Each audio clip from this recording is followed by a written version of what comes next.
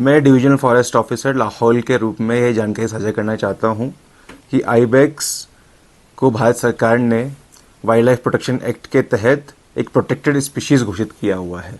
इसका मतलब ये है कि इसको किसी भी तरीके से हार्म पहुंचाना, हंटिंग करना, इसकी पोचिंग करना एक दंडनीय अपराध है और इसके लिए स्ट्रिक्ट लीगल एक्शन लिए जाते हैं। साथ ही में आपका जो सवाल रहा कि सर्दियों में ये नीचे क्यों आ जाते हैं, देखिए सर्दियों विंटर में आइबेक्स का नीचे की तरफ मूवमेंट एक नेचुरल मूवमेंट है। ऊपर जैसे ही ठंड बढ़ती है, बर्फबारी गिरने लगती है तो वहाँ भोजन की कमी हो जाती है। साथ ही साथ नदी नाले भी जमने लग जाते हैं, तो भोजन की तलाश में और पानी की तलाश में वो नीचे की तरफ जहाँ पे तापमान थोड़ा सा गर्म मिले वहाँ की तरफ मूवमेंट चालू होता है आइबेक्स का। और जैसे ही सर्दी का मौसम चला जाता है, ऊपर बर्फ पिघलना चालू होती है, घास आना चालू होती है, तो ये इनका मूवमेंट वापस ऊपर की तरफ होने लगता है। तो एक नेचुरल मूवमेंट है। मेरा संदेश ये है कि इससे घबराएं ना, और अगर आइबेक्स आपके खेतों में, आवास के निकट आ रहा है, शहरी क्षेत्रों में रोड की तरफ आ रहा है, तो उसे डिस्टर्ब ना करें, उसे नेचुरली अपने रास्ते में जाने दें। वही एक बेस्ट तरीका है इस आइबेक्स जो नीचे मूवमेंट करता है उस समय कन्फ्लिक्ट को दूर रखने का। जितना हम करीब जाएंगे जानवर भी विचलित होगा और वो इधर उधर भागने के चक्कर में शायद पहाड़ से पत्थरों से टकरा के गिर भी जाए, तो उसे विचलित ना करें, उसे अपना भ्रमण करने दें। हाँ, और अगर ये आपके खेतों में आता है तो इन दिनों तो वैसे तो खेतों में कोई फसल है नहीं, तो फसलों को भी नुकसान आइबेक्स की वजह से हो नहीं रहा है, ऐसा न्यूज़ भी फील्ड से हमें नहीं मिली है। और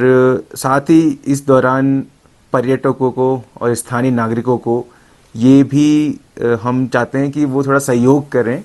कि जब यहाँ पर्यटक आ रहे हैं, वाइल्ड लाइफ उन्हें देखने को मिली, तो उसे परेशान ना करें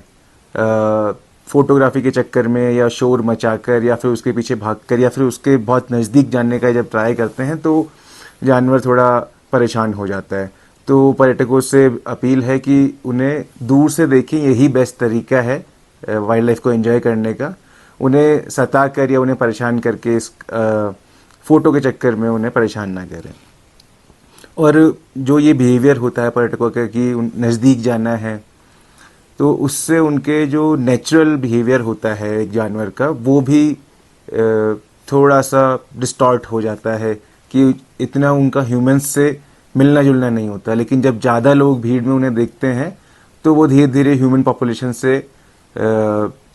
रूबरू होने लगते हैं और फिर उनकी पॉपुलेशन उनके लिए नॉर्मल एक चीज़ बन जाती है। तो इससे बिहेवियर चेंज हो जाता है, जो कि फ्यूचर में उनकी पॉपुलेशन के लिए, या उनके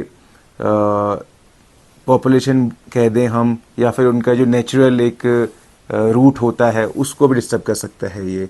फिर आपका जो सवाल रहा कि लाहौल घाटी में आइबेक्स की पॉपुलेशन बढ़ रही है या घट रही है, तो देखिए जो फील्ड रिपोर्टें हमें प्राप्त हुई हैं उसके हिसाब से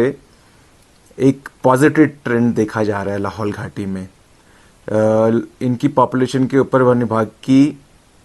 कड़ी निगरानी है, रेगुलर निगरानी रहती है कि इस साल कितने देखे गए, नेक्स्ट ईयर कितने देखे गए। हालांकि एक फिक्स नंबर हम नहीं लेते हैं, लेकिन किन किन इलाकों में इनका देखा गया और किन किन संख्या में इनके झुंड को देखा गया, तो ये साल दर साल पॉजिटिव ट्रेंड नज़र आ रहा है एक, तो ये एक अच्छी बात है। इस बात से ये भी सिद्ध होता है कि जो वन विभाग और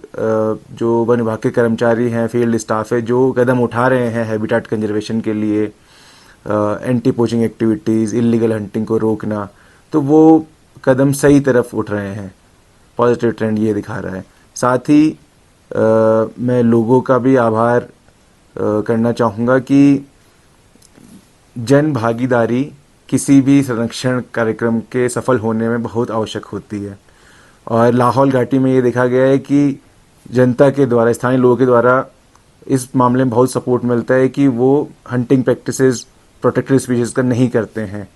और अगर कोई ट्रैप लगाए गए हैं उनकी सूचना भी वो समय पर विभाग को देते हैं। तो इससे भी इसके इलीगल शिकार को रोकने में और इनकी पॉपुलेशन के सुधार जो हुआ है उसमें काफ़ी पॉजिटिव इफेक्ट देखने को मिला है। फिर अंत में मैं एक अपील करना चाहूँगा स्थानीय लोगों से कि अगर आपको कोई भी इलीगल गतिविधि की सूचना शिकार के बारे में या ट्रैप लगाने के बारे में मिले तो उसे वन विभाग के की रेंज ऑफिस, डिवीजन ऑफिस या फिर किसी भी कर्मचारी को देवें ताकि हम उस पर तुरंत एक्शन लें। वन्यजीवों की सुरक्षा सिर्फ हमारा ही वन विभाग का ही दायित्व नहीं है, स्थानीय लोगों का भी दायित्व बनता है कि वो इसको बचाएं, क्योंकि जब